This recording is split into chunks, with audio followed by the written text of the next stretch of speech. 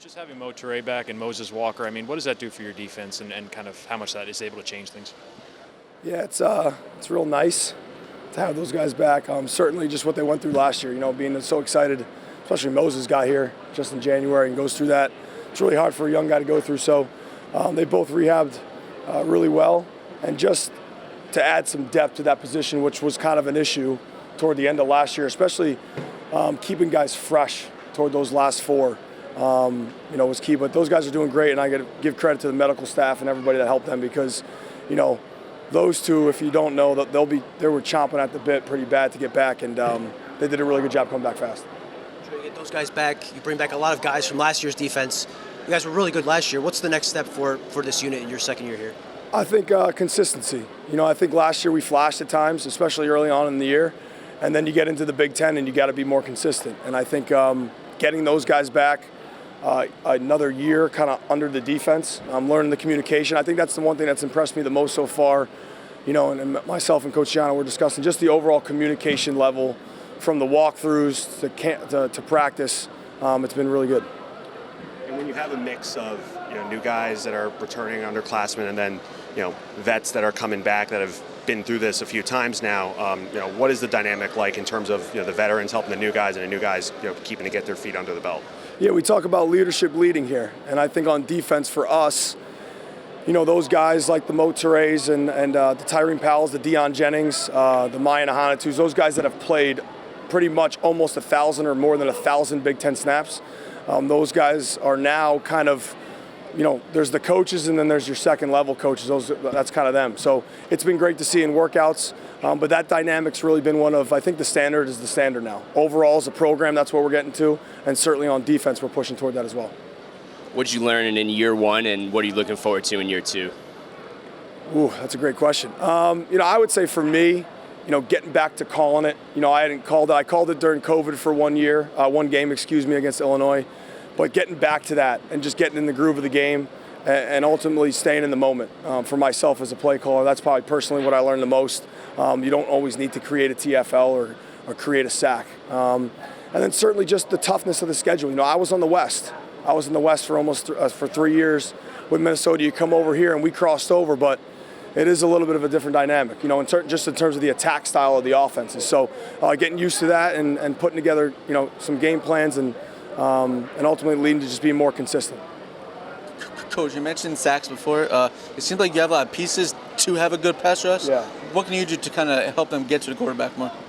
Yeah, I think switching it up a little bit, changing it up, but also another year under those belts. Someone like Mo Toure will certainly help that. And I think just Marquise Watson, Jared Kite, who we just hired, and Keon Whitaker, who's on board now as a GA, they're doing a great job teaching pass rush, the fundamentals. And I think that's really what we've been able to do kind of in year two now. The year one teaching, there's a beginner's mentality, but you also have some stuff that's carryover. So getting to those fundamentals and doing that. But ultimately, we have to stop the run. If we stop the run, that'll create opportunities to rush passing.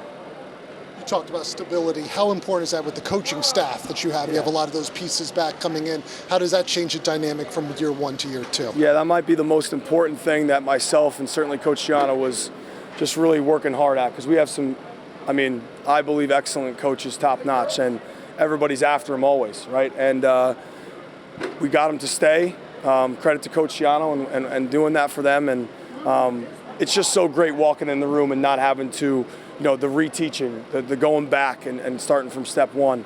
So with those guys, it's really good. And I just think ultimately, from a relationship standpoint with the players, it creates trust. And that's the second part of the culture, and we've really done that. What did you see from Tyreen Powell last season, and what do you feel like is the next step for him that you want him to focus on this offseason? Yeah, I think Tyreen kind of fits certainly with the defense. What I said was just consistency. Reem really, he played a little bit before I had gotten here, but now he just went through the gauntlet of starting 12 games. He's a guy that's high up there. If he's not 1,000 snaps, he's somewhere up there in the Big Ten. And I think just him grabbing now the leadership role and being the mic. Like, he's got to go be the mic, and he's certainly doing that. Coach Heatherman, Coach Noonan, they do a great job with him. But the next step is just that consistency level for him. And he's a big dude, right? So straining to bend, all those things that a bigger guy kind of struggles with, especially late in the year. But certainly that depth should help that. You mentioned maintaining the coaching staff together. You signed a 2-year extension in the offseason. What does it mean to you to have that, them wanting to keep you here for longer to be able to sign that deal? Yeah, it means everything to me and my family. Coach Schiano's done everything for us and given us this opportunity. And I'm Jersey. I'm from here. I love it. I love being here. My family loves being here. And I couldn't be happier to be here. And now we just got to go get it done. That's good. Mozart going to be primarily a linebacker, defensive end. What kind of role is he playing in this defense? Yeah, I can't give you that. But listen, Mo is an unbelievable player. He led the team in sacks prior to getting injured in 2 straight years, I believe.